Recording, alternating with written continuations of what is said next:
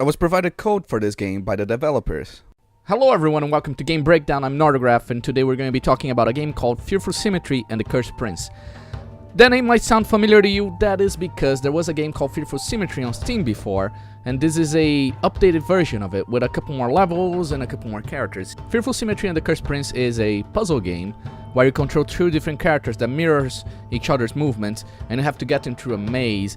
You have to make them avoid hands that come up from the ground, plants that shoot fire, amongst other things, and you have to make sure that both characters get to the end safely.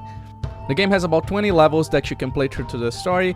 You have to replay all those 20 levels with 3 of the characters. That unlocks 5 more levels and it has 10 more bonus levels. The puzzles in it are really good. You think that having to replay the levels with each character will become repetitive. However, each character's ability makes each level very unique and very different from each other.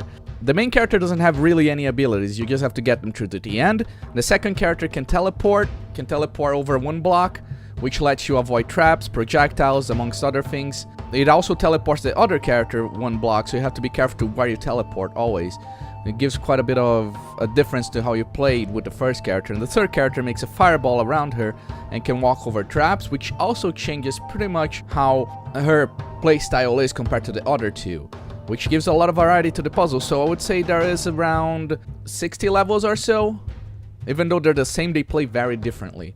And then the 5 last levels and the 10 bonus levels. I didn't encounter many puzzles that were very difficult or that I found frustrating aside from 1 or 2. There's one specifically where there's these death tiles and one of the characters has difficulty getting through to the first part. And that can get a bit frustrating since you have to do that first part every time you screw up.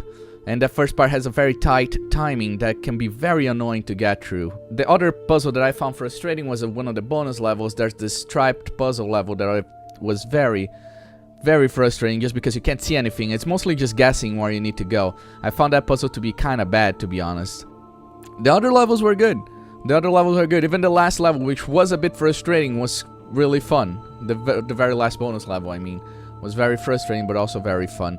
The game should net you about 5 to 6 hours, I would say, of play, depending on how well you solve your puzzles, which you might think is not a lot, but the game is 10 bucks, so I feel like it's worth it, to be entirely honest. And so it's definitely a game I suggest you pick up if you like puzzles of the sort. It has a very interesting premise, and I find it very fun. This has been Game Breakdown. I'm Nordegraf, and I'll see you guys on the next video. Catch you on the flip side. Bye-bye.